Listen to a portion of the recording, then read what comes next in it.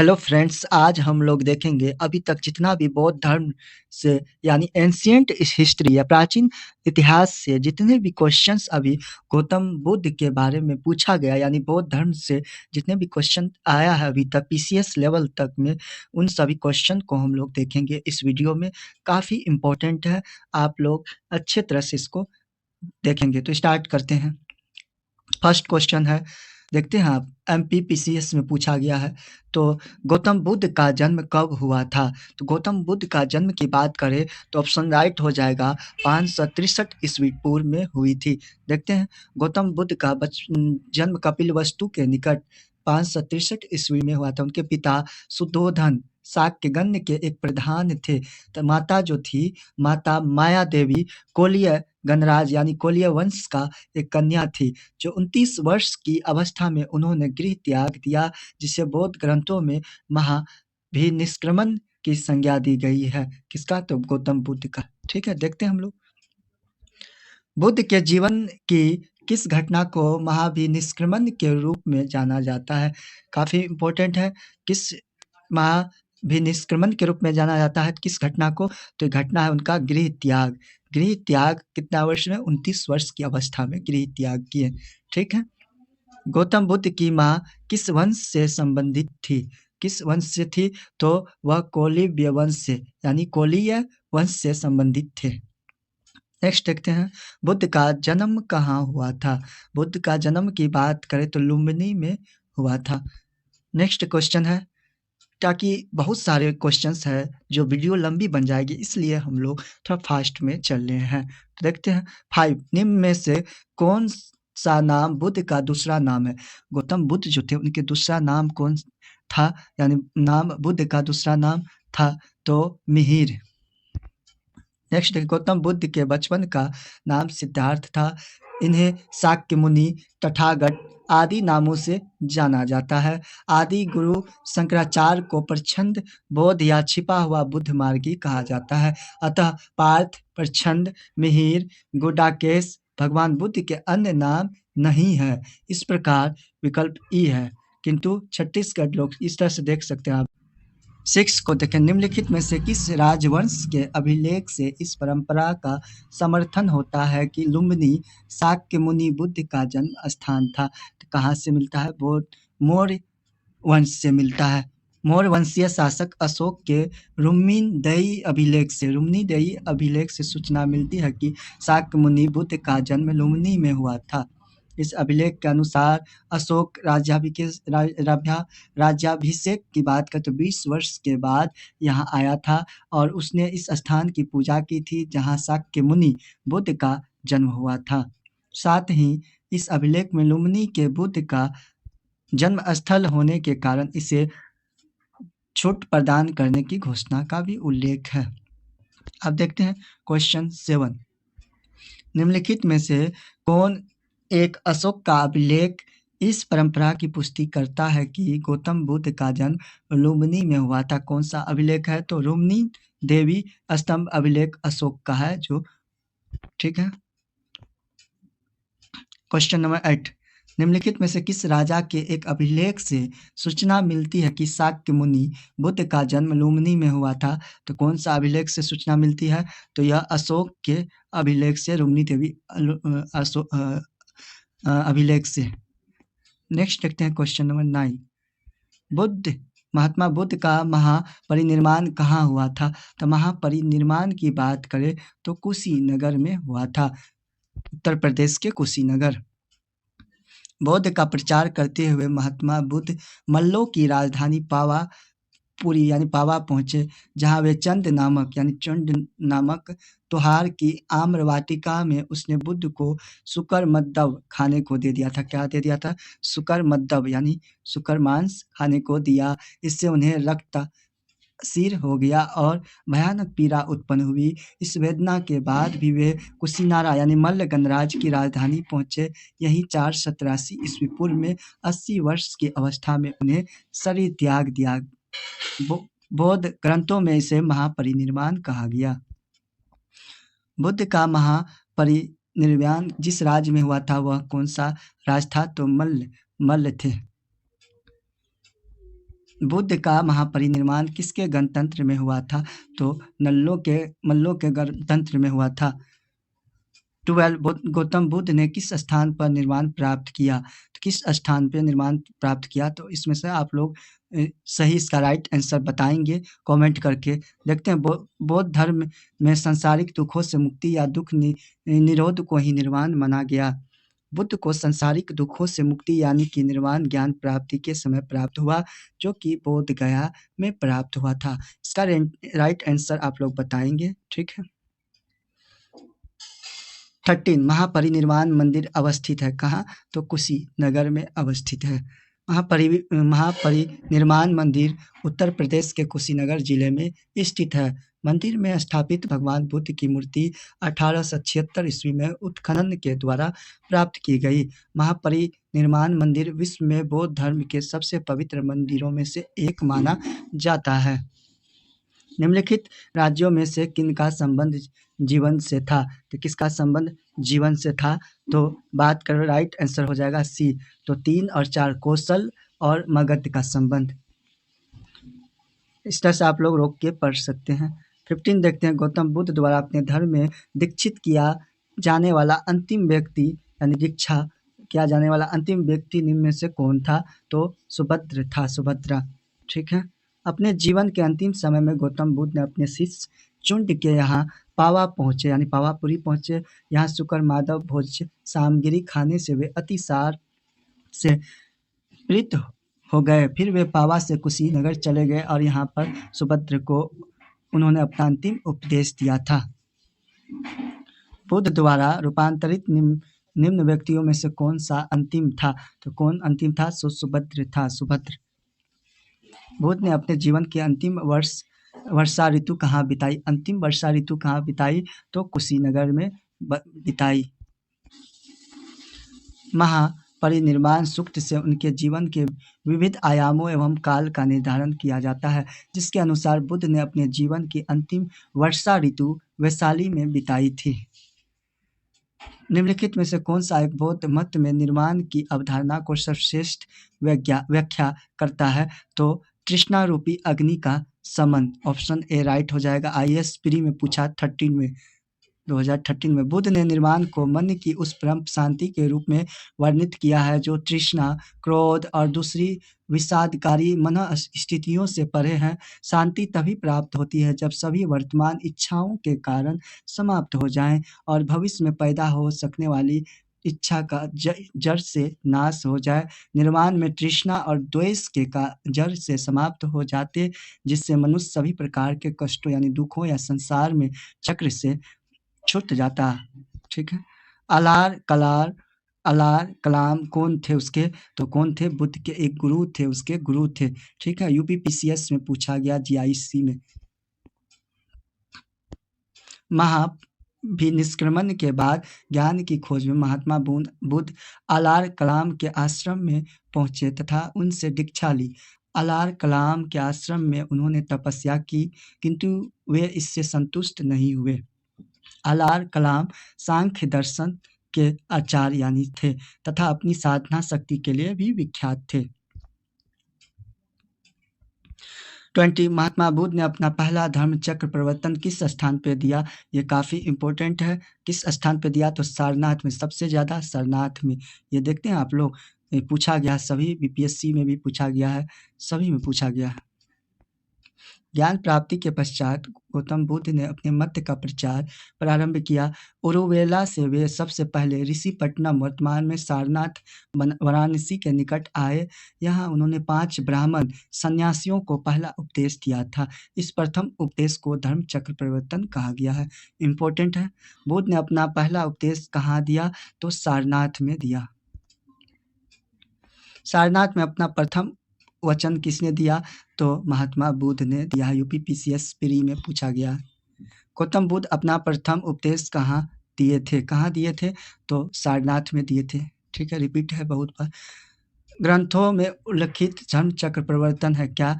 तो क्या है? सारनाथ में दिया गया उनका प्रथम उपदेश है। ये UP लोअर में पूछा गया, प्री में है। धर्म चक्र प्रवर्तन किया गया था तो सारनाथ में। बुद्ध ने सर्वाधिक उपदेश दिए थे। बुद्ध जो थे सर्वाधिक उपदेश पूछेगा सर्वाधिक श्रावस्ती में, ठीक है। बुद्ध का सबसे अधिक शिष्य कौशल राज्य में हुए थे तथा यहाँ की राजधानी श्रावस्ती में उन्होंने सबसे ज़्यादा उपदेश दिए थे। बुद्ध कौशाम्बी किसके राजकाल में आए हुए थे? तो उदयन के राजा उदयन जो थे उनके काल में आए हुए थे। महात्मा बुद्ध वत्सराज उदयन के शासनकाल में कौशाम्बी आए हुए थे। वहाँ उन्होंने 9वां विश्राम किया। कितना तो पूछा जाएगा, इसको नोट कर लेंगे। उदयन ने पिंडोला भारद्वाज के प्रभाव से बौद्ध बनने के बाद घोषित राम विहार संघ को दान किया। बुद्ध की मृत्यु के पश्चात प्रथम बौद्ध संगीति की अध्यक्षता की गई। कहाँ की गई? तो प्रथम बौद्ध संगीति की महाकश्यप द्वारा।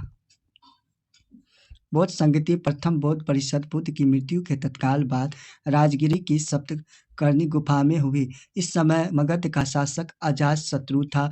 इस संगीति की अध्यक्षता महाकश्यप ने किया था। इसमें बुद्ध के प्रमुख शिष्य आनंद और उपाली भी उपस्थित थे। इसमें बुद्ध की शिक्षाओं का संकलन हुआ तथा उन्हें सूक्त और विनय नामक 2 पिटकों में विभाजित किया। आनंद तथा उपाली। प्रथम बौद्ध परिषद का संचालन निम्न में से किस एक ने किया था? तो किसने किया था? महाकश्यप ने किया था। देखेंगे सप्तकर्णी गुफा स्थित है कहाँ? तो राजगिरी में। भगवान बुद्ध के महापरिनिर्वाण के बाद पहली बौद्ध संगीति कहाँ हुई थी? पहली बौद्ध संगीति राजगिरी यानी राजगीर में हुई थी। कश्मीर में कनिष्क के शासनकाल में जो बौद्ध संगीति आयोजित हुई थी उसकी अध्यक्षता निम्नलिखित में से किसने की थी? तो वसुमित्र ने किए थे। जम्मू कश्मीर में IS प्री में पूछा गया है। बौद्ध धर्म की चतुर्थ संगीति कुषाण शासक कनिष्क के राज्यकाल में कश्मीर के कुंडलवन में हुई थी।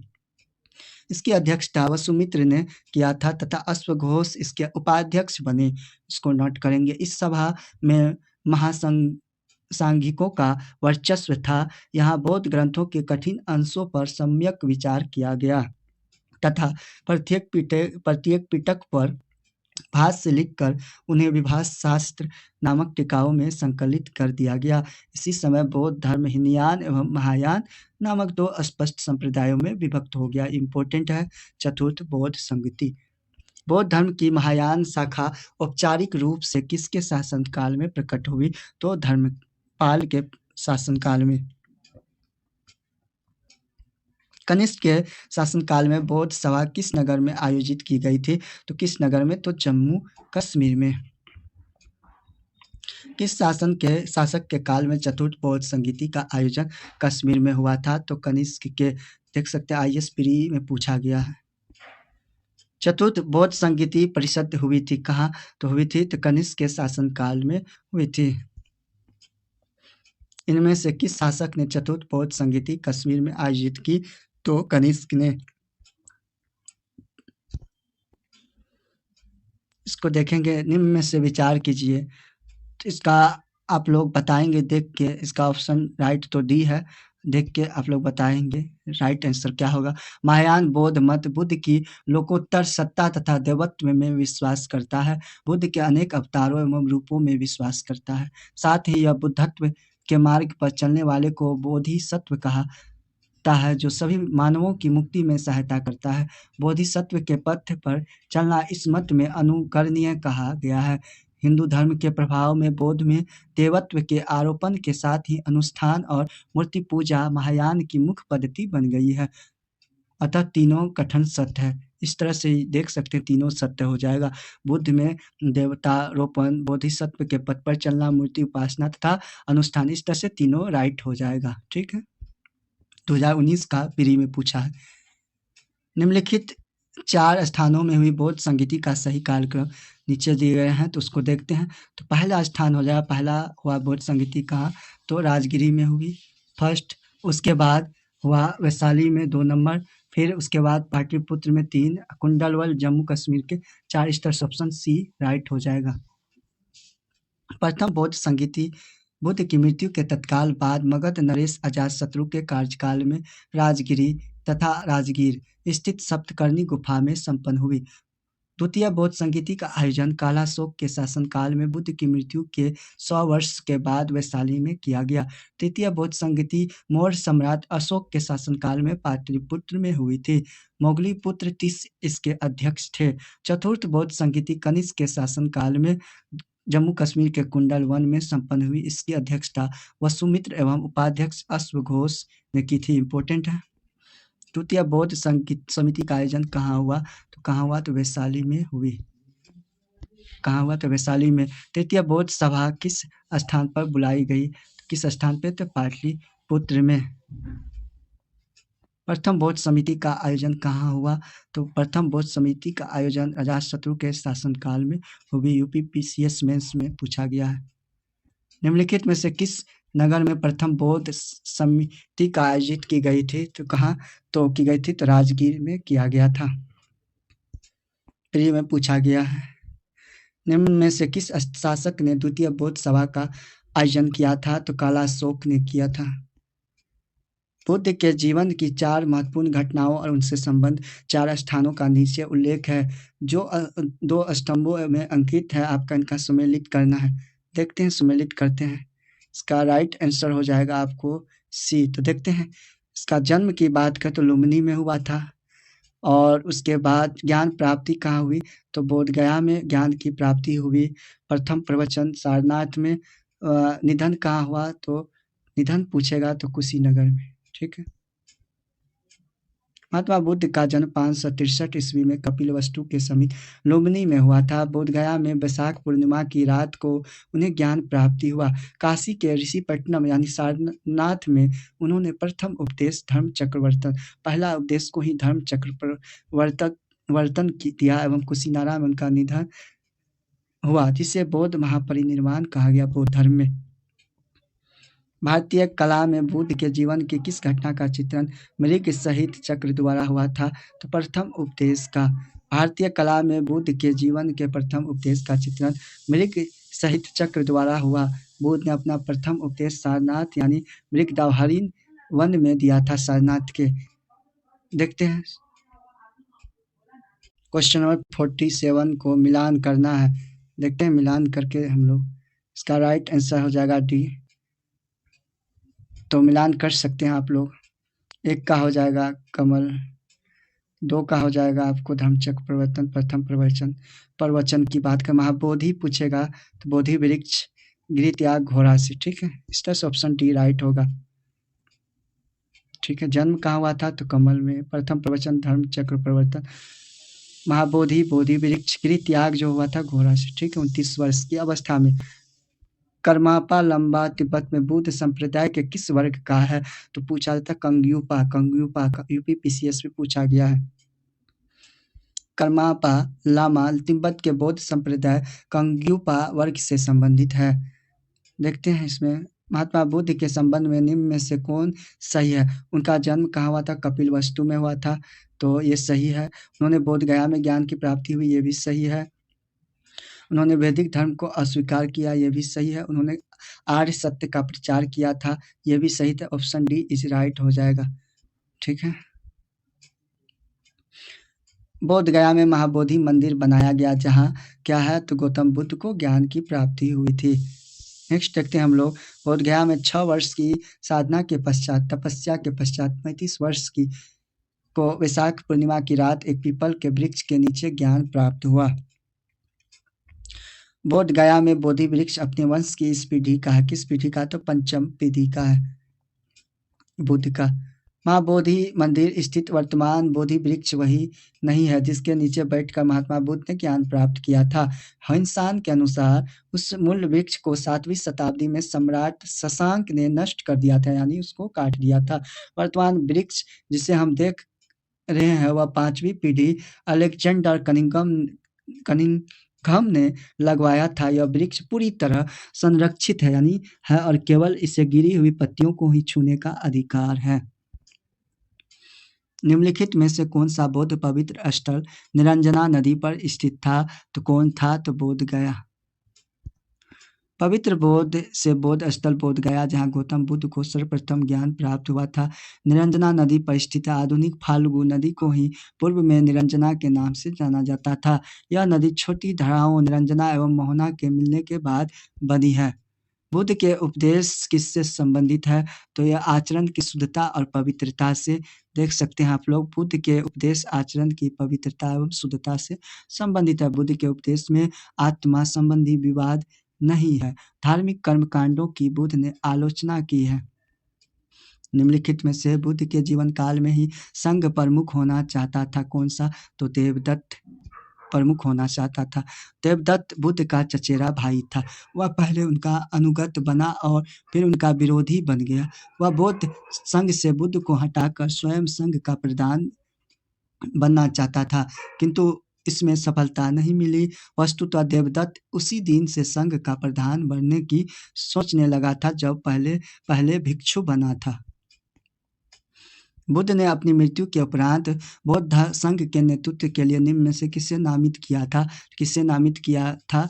इस तरह से इसका राइट आंसर की बात करें तो पीसीएस का दिया है। उपयुक्त में से कोई नहीं, तो देखते हैं।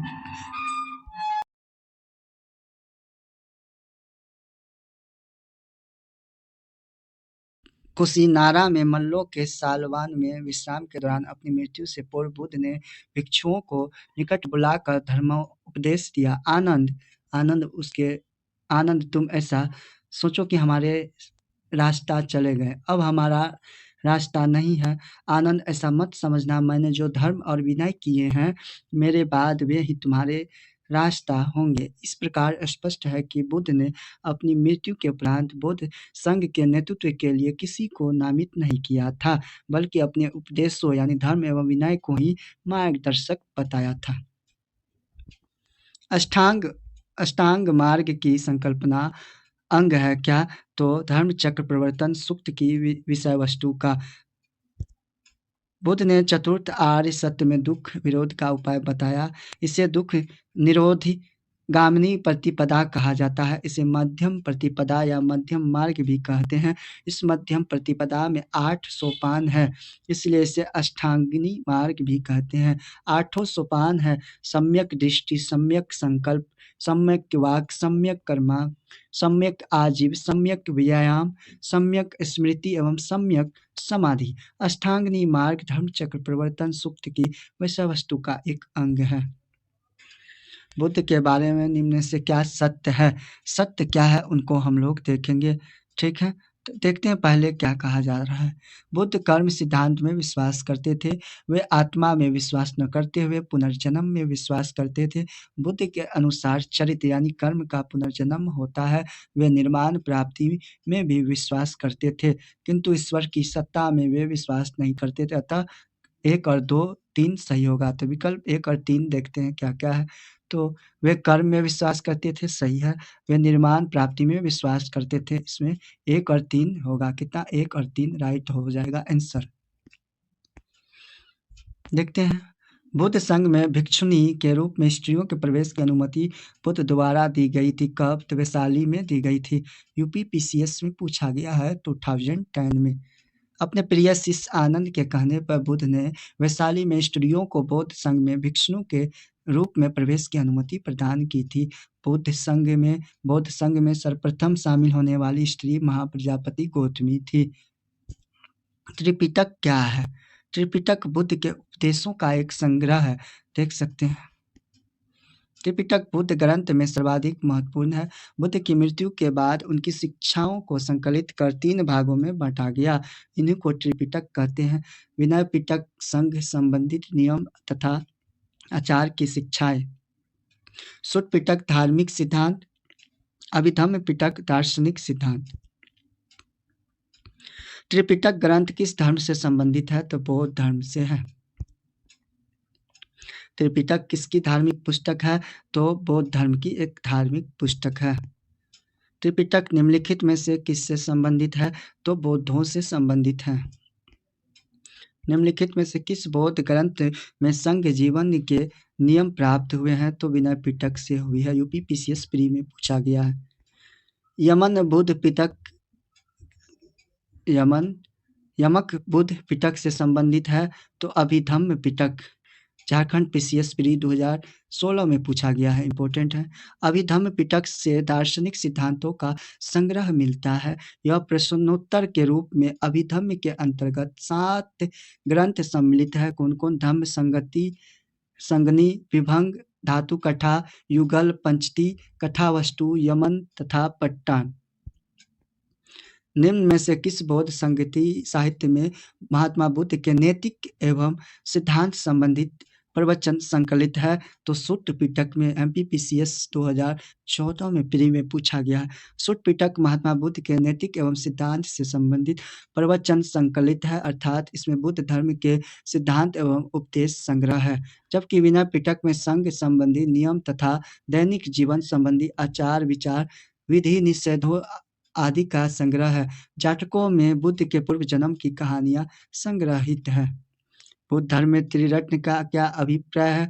तो बुद्ध धम्म संघ, इंपॉर्टेंट है। देखते हैं, बुद्ध धम्म एवं संघ बौद्ध धर्म के त्रिरत्न है। बुद्ध की मृत्यु के बाद उनकी शिक्षाओं को संकलित कर 3 भागों में बांटा गया। इन्हीं को त्रिपिटक कहा जाता है। विनय पिटक, सूत्र पिटक तथा अभिधम्म पिटक है। प्राचीन भारत के बौद्ध मठों में पर्वन नामक समारोह आयोजित किया जाता था। जो क्या था? तो क्या था यह? तो वर्षा ऋतु के दौरान मठों में प्रवास के समय भिक्षुओं द्वारा किए गए अपराधों की स्वीकारोक्ति का अवसर होता था। आईएएस प्री में पूछा गया है 2002 में। वर्षा ऋतु के समय 4 महीने बौद्ध भिक्षु बौद्ध महाविहारों में निवास करते थे। उस समय धर्म प्रचार का कार्य स्थगित रहता था। वर्षा ऋतु की समाप्ति पर जब पुनः धर्म प्रचार कार्य प्रारंभ होता था तो बौद्ध भिक्षु पर्वन नामक समारोह आयोजित करते थे, जिनमें पीछे किए गए कार्यों का विचार करते हुए आगे की कार्य योजना बनाई जाती थी। इसके अतिरिक्त भिक्षु इस समारोह में अपने द्वारा किए गए अपराधों को स्वीकार यानी एक्सेप्ट करते थे। अशोकाराम विहार निम्न में से किस स्थान पर स्थित है? तो पाटलिपुत्र में स्थित है। यूपी पीसीएस में पूछा गया है। प्रसिद्ध बौद्ध ग्रंथ महावंश के अनुसार मौर्य शासक अशोक ने पाटलिपुत्र में अशोकाराम विहार को निर्मित करवाया था। इस विहार का निर्माण इंद्रगुप्त नामक थेर भिक्षु के निरीक्षण में हुआ था। तीसरी बौद्ध संगति भी अशोक के समय में हुई थी। विश्व का सबसे ऊंचा कहा जाने वाला विश्व शांति स्तूप बिहार में कहाँ है? तो राजगीर में है। इसकी ऊंचाई की बात करें तो 400 मीटर ऊंचाई है। शांति स्तूप विश्व का सबसे ऊंचा कहा जाने वाला विश्व शांति स्तूप है। बुद्ध की 80 फुट की प्रतिमा जो बोध गया में है निर्मित की गई थी। कब? जापानियों के द्वारा किया गया था। यह 80 फुट की है, स्थित लाल ग्रेनाइट एवं बलुई पत्थर से निर्मित है। निर्माण में 7 वर्ष का समय लगा। यह प्रतिमा जापान के डाइजोकियो संप्रदाय के सहयोग के द्वारा निर्मित किया गया था। इंपॉर्टेंट है, स्टार लगा लेंगे। सर्वप्रथम स्तूप शब्द कहाँ मिलता है? स्तूप शब्द जो है ऋग्वेद से मिलता है। सबसे पुराना वेद है ऋग्वेद। सर्वप्रथम स्तूप शब्द का निर्माण ऋग्वेद से प्राप्त हुई। इसके अतिरिक्त अथर्ववेद, वाजसनेयी संहिता, तैत्तिरीय ब्राह्मण संहिता, पंचविंश ब्राह्मण आदि स्तूपों के संबंध से मिलती है। इसका शाब्दिक अर्थ स्तूप का क्या होता है? तो किसी वस्तु का ढेर। वह स्तूप स्थल जिसका संबंध भगवान बुद्ध के जीवन की किसी घटना से नहीं रहा, वह कौन है? तो सांची। बोध गया का स्तूप स्थल बुद्ध की ज्ञान प्राप्ति से, सारनाथ धर्म चक्र परिवर्तन से, कुशीनगर या कुशीनरा बुद्ध की मृत्यु से है। सांची बुद्ध के जीवन की किसी विशेष घटना से संबंधित नहीं है। निम्नलिखित स्तूपों का सही तैथिक क्रम यानी कालानुक्रम क्या है वो दर्शाना है। तो देखते हैं, इसका देख सकते हैं। इसका राइट आप लोग बताएंगे क्या होगा सही कालक्रम, तो आप लोग यहाँ बता सकते हैं। ठीक है, पहला हो जाएगा भरहुत, सांची, धमेश स्तूप निर्माण निर्धारित करना संभव नहीं था। ये देख सकते हैं आप लोग। उसका राइट आंसर आप लोग कमेंट में बताएंगे। अनात्मवाद सिद्धांत किससे है? तो बौद्ध दर्शन का। बौद्ध दर्शन में अनात्मवाद का सिद्धांत गौतम बुद्ध के प्रत्यय समुत्पाद के सिद्धांत से ही सिद्ध होता है। इसे निरात्मवाद भी कहा जाता है। कुछ विचारों के मतानुसार अनात्मवाद का सिद्धांत केवल आत्मा पर लागू होता है। वस्तुतः इससे आत्मा और भौतिक जगत दोनों ही व्याख्या होती है। जब गौतम बुद्ध सर्व आत्मात्मकम कहते थे तो इसका अर्थ है किसी नित्य चेतन या जड़ जड़ तत्व का अस्तित्व नहीं, न तो आत्मा का नामक नित्य द्रव्य का अस्तित्व है और न ही भौतिक पदार्थ नामक जड़ द्रव्य का द्रव्यता, एकता, तदात्ममय एवं नित्यता का कल्पना मात्र है। संसार अस्थिर क्षणिक है। निम्न में से किससे संबंधित है? बुद्ध से, बोध से। आप लोग इसको रोक के पढ़ सकते हैं। निम्नलिखित में से किसे एशिया के ज्योतिपुंज के तौर पर जाना जाता है? तो गौतम बुद्ध को देखते हैं द लाइट ऑफ एशिया के नाम से जाना जाता है। बुद्ध के जीवन पर एडविन अर्नाल्ड ने पुस्तक लिखा था द लाइट ऑफ एशिया। निम्नलिखित में से किसी एशिया का ज्योतिपुंज कहा जाता है? तो भगवान बुद्ध को। क्षणिकवाद प्रतिपादन किसने किया था? तो बुद्ध ने। रोक के इसको देख सकते हैं आप लोग। 79 भारत के सांस्कृतिक इतिहास के संदर्भ में पारमिता शब्द का सही वितरण में से कौन सा है? तो परिपूर्णताएं जिनकी प्राप्ति से बोधिसत्व पथ प्रशस्त हुआ। ये ISPRI 2020 का पूछा गया। बौद्ध धर्म में बोधिसत्वों को बुद्ध तत्व प्राप्त करने के लिए पारमिता नामक विशिष्ट साधना का वर्णन किया गया है। पारमिता ही एक ऐसा मात्र है साधन है जिसके द्वारा बुद्ध की मान्य पदवी बुद्ध तत्व की प्राप्ति की जा सकती है। बोधिचर्यावतार में आचार्य शांतिदेव कहते हैं कि जो साधक बुद्ध तत्व की प्राप्ति के लिए यत्नावान अर्थात जो बोधिसत्व है उसे षष्ठ पारमिताओं यानी दान परमिता, शील परमिता, शांति परमिता, वीर्य परमिता, ध्यान परमिता तथा प्रज्ञा परमिता को ग्रहण करना चाहिए। ये इम्पोर्टेंट है। सर एडविन अर्नाल्ड की पुस्तक द लाइट ऑफ एशिया आधारित है किस पे? तो ललित विस्तार पर। इम्पोर्टेंट है, UPPCS का पूछा गया है। ठीक है। बौद्ध के महायान और हीनयान संप्रदायों में सर्वाधिक मौलिक अंतर कौन सा है? तो देवी देवताओं की पूजा। ठीक है। बुद्ध को एक देवता का स्थान किस राजा के युग से प्राप्त हुई? तो कनिष्क राजा के युग से प्राप्त हुई। आप लोग रोक के देख सकते हैं। भारत में पहले जिस मानव प्रतिमाओं को पूजा किया गया वह थी क्या? बुद्ध की। भारत में सबसे पहले बुद्ध की प्रतिमाओं की पूजा की गई। बौद्ध धर्म की महायान शाखा के अनुयायियों ने सर्वप्रथम बुद्ध मूर्तियां स्थापित करके उनकी पूजा प्रारंभ की। देश में निम्न से किसने मूर्ति पूजा की नींव रखी? तो किसने रखी? तो बौद्ध धर्म ने।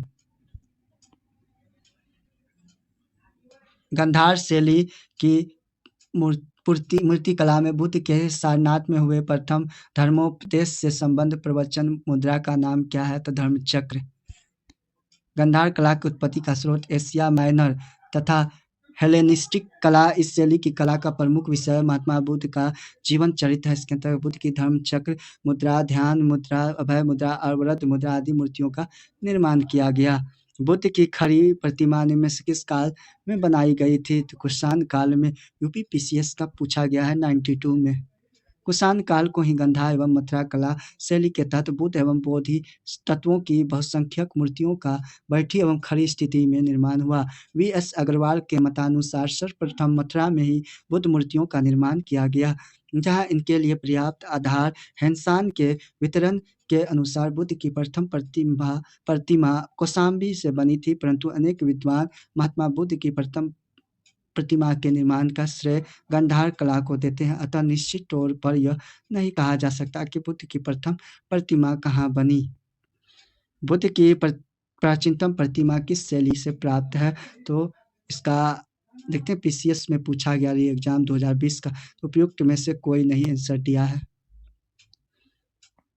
88 बुद्ध का प्रतिमा कभी कभी एक हस्त मुद्रा दिखाई देती है जिसे भूमि स्पर्श मुद्रा कहा जाता है। यह किसका प्रतीक है? तो यह किसका प्रतीक है? तो मार के प्रलोभनों के बावजूद अपनी शुचिता और शुद्धता का साक्षी होने के लिए बुद्ध का धरती का आह्वान है। ठीक है। भूमि स्पर्श मुद्रा की सारनाथ बुद्ध मूर्ति संबंधित है किससे? तो गुप्त कला से है।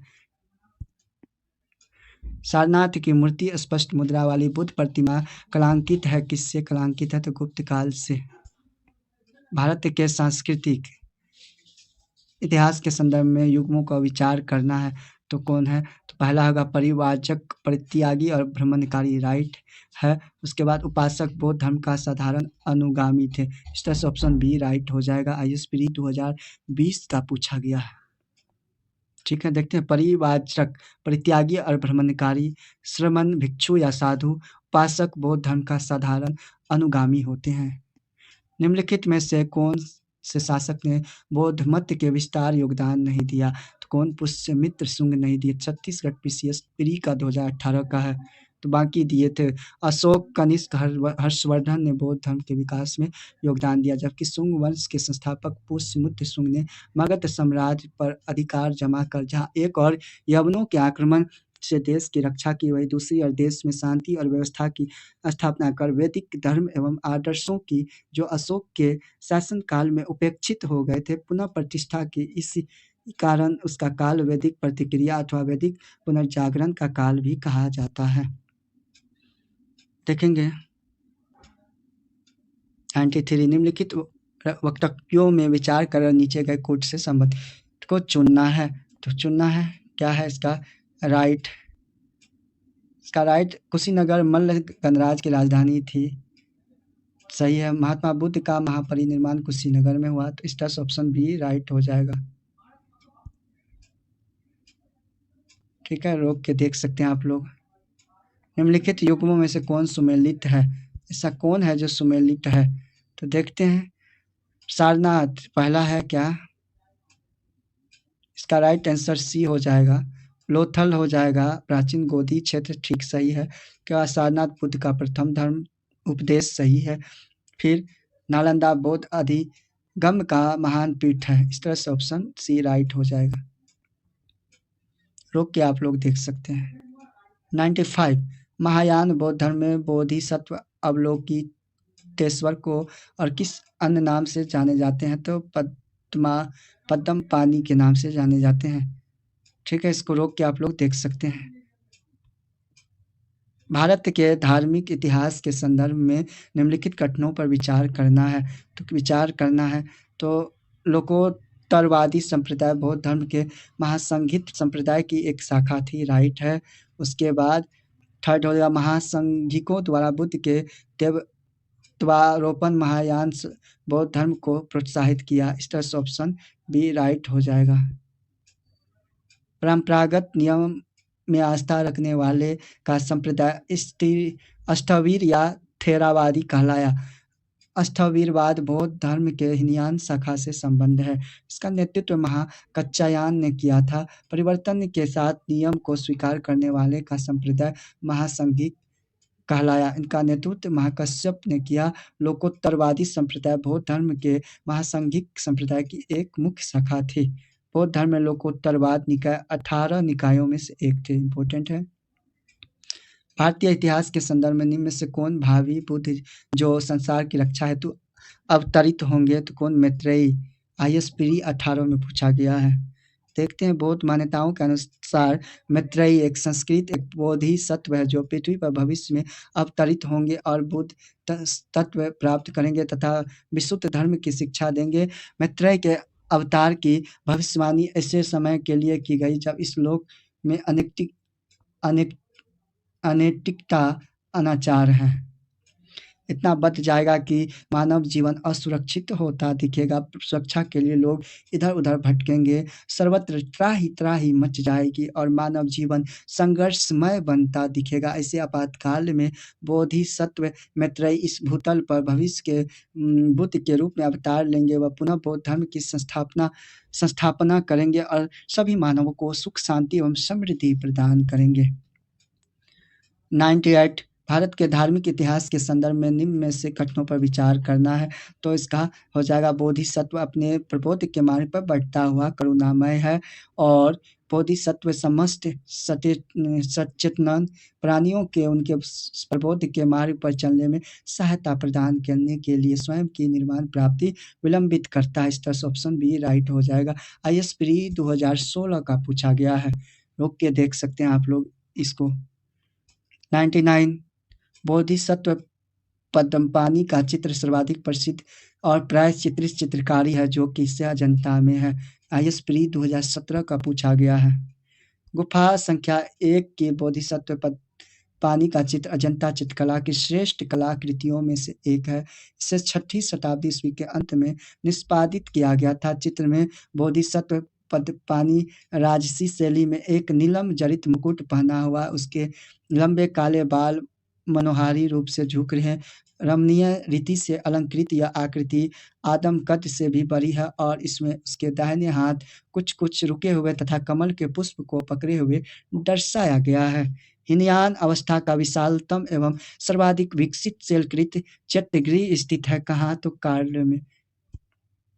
हीनयान अवस्था का विशालतम एवं सर्वाधिक विकसित शैलकृत चैत्यगृह कार्ले में स्थित है। यह पुणे महाराष्ट्र के मावल तालुका में स्थित है। निम्नलिखित में से किस शैलकृत गुफा में 11 सिरों के बोधिसत्व का अंकन मिलता है? तो कन्हेरी की गुफा में। UPPCS 2017 का पूछा गया है।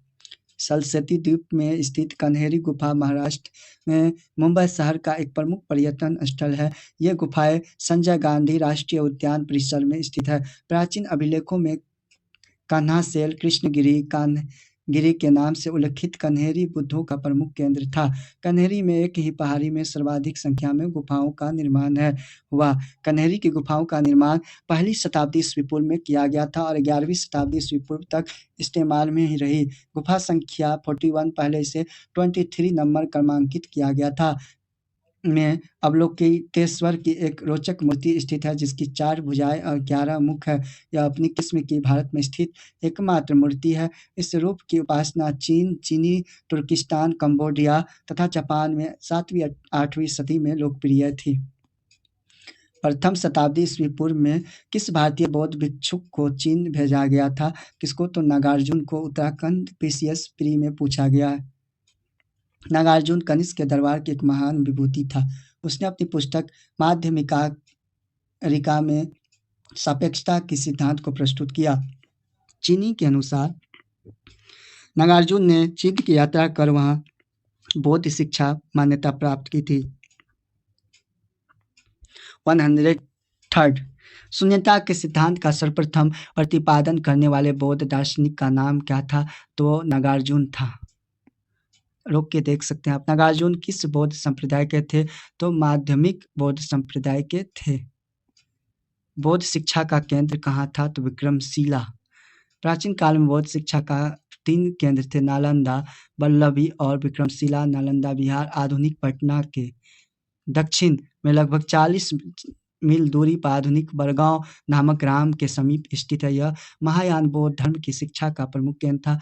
वल्लभी गुजरात के कठियावाड़ क्षेत्र में आधुनिक बल्ल नामक स्थान पर स्थित है। पश्चिम भारत में शिक्षा एवं संस्कृति का प्रमुख केंद्र था। यह हीनयान बौद्ध धर्म की शिक्षा का प्रमुख केंद्र था। विक्रमशिला बिहार के आधुनिक भागलपुर से 24 मील पूर्व की ओर पत्थर घाट नामक पहाड़ी पर स्थित था। विक्रमशिला के महाविहार की स्थापना पाल नरेश धर्मपाल ने 770 से 810 ईस्वी में की थी। उसने यह मंदिर तथा मठ की भी बनवाए थे। यहाँ वाराणसी हिंदू संस्कृति एवं धार्मिक शिक्षा का प्रमुख केंद्र था। गिरनार गुजरात के जूनागढ़ जिले में स्थित है। बुद्ध के समय में उज्जैन अवंती राज्य की राजधानी थी। वल्लभी विश्वविद्यालय स्थित है कहाँ? तो गुजरात में। नालंदा विश्वविद्यालय की स्थापना का युग था कौन? तो गुप्त काल। ठीक है, इसको आप लोग रोक के देख सकते हैं। नालंदा विश्वविद्यालय के संस्थापक कौन थे? तो कुमार गुप्त थे।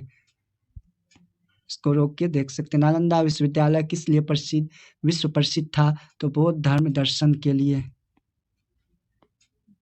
देखते हैं 110 नीचे दिए गए हैं जिसमें से कथन को देखना है।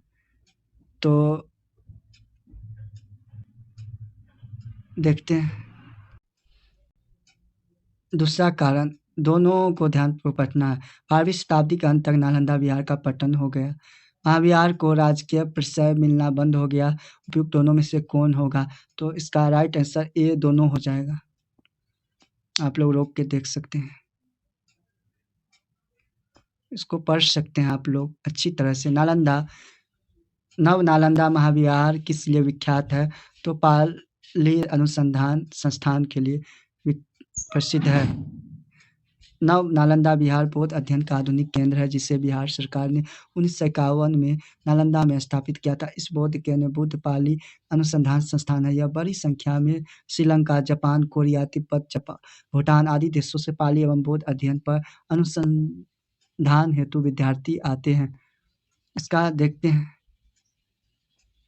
112 का निम्न में से कौन बौद्ध धर्म और जैन धर्म दोनों से विद्यमान है? इसको देखना है हम लोग को। इसकी राइट आंसर की बात करें तो बी होगा 2, 3 और 4। वेद प्रमाण्य के प्रति अनावस्था, कर्मकांडों की फलवत्ता का निषेध, फिर प्राणियों की हिंसा का निषेध, अहिंसा जिसको कहते हैं। इस तरह से रोक के आप लोग देख सकते हैं। ये 113 इसका ऑप्शन हो जाएगा बी, 2 और 3। वेद प्रमाण्य के प्रति अनास्था, कर्मकांडों की फलवत्ता का निषेध हो जाएगा। ठीक है, बौद्ध और जैन से। निम्नलिखित में से कौन सी बात बौद्ध धर्म और जैन धर्म से समान नहीं है? तो कौन नहीं है? तो आत्मदमन नहीं, अहिंसा है, वेदों के प्रति उदासीनता है, रीति रिवाजों की अस्वीकृति है। भगवान बुद्ध ने निम्नलिखित 4 आर्य सत्यों को प्रतिपादन किया, दिए गए हैं, उसको सही से देखना है। तो इसका हो जाएगा आपको, पहला होगा दुख हो जाएगा, उसके बाद दुख का कारण है, फिर उसके बाद हो जाएगा आपको दुख का निरोध, दुख के निरोध का मार्ग। ऑप्शन ए राइट हो जाएगा। नहीं, आप लोग रोक के देख सकते हैं। दुख संसार में सर्वत्र दुख है, जीवन दुखों एवं कष्टों से पूर्ण है। दुख समुदाय प्रत्येक वस्तु का कोई न कोई कारण अवश्य होता है, अतः दुख का भी कारण है। दुख निरोध, दुख का अंत संभव है। दुख निरोध गामिनी प्रतिपादा, दुख के मूल अविद्या के विनाश का उपासना अष्टांगिक मार्ग है। ये 116 का देखते हैं। बुद्ध तत्व, इसको आप लोग देख सकते हैं रोक के। नेक्स्ट देखेंगे हम लोग, बौद्ध दर्शन के अनुसार विचार करना है। तो इसका पुनर्जन्म नहीं होता है, तो ये गलत है। आत्मा की सत्ता नहीं, निम्नलिखित कुछ से अपना उत्तर चुनना है। तो इस तरह से उत्तर डी हो जाएगा। रोक के आप लोग अच्छी तरह से पढ़ सकते हैं। ये 98 में पूछा गया है। इसका सी हो जाएगा 1, 2, 3। यानी उसने वर्ण जाति को अस्वीकार नहीं किया, उसने ब्राह्मण्य वर्ग की सर्वोच्च सामाजिक कोटि को चुनौती दी, उसने कुछ शिल्पों को निम्न माना था। इस तरह से ऑप्शन सी हो जाएगा। ठीक, बौद्ध धर्म के विषय में कथन सही है, ये तीनों हो जाएगा। ठीक है, बौद्ध धर्म में वर्ण व्यवस्था को स्वीकार तो किया गया, लेकिन उसने ब्राह्मण वर्ण की सर्वोच्च सामाजिक स्थिति को स्वीकार नहीं किया। बौद्ध धर्म में कुछ शिल्पों को निम्न माना गया है। ठीक है, इसका राइट आंसर की बात करें तो ये सी हो जाएगा। 2, 3, 4 हो जाएगा। ठीक है, ये सी है, बी गलती से लिखा है। 2, 3 यानी दलितों के लिए विशेष अपील, धर्म को मिशनरी भावना, फिर स्थानीय भाषा का प्रयोग।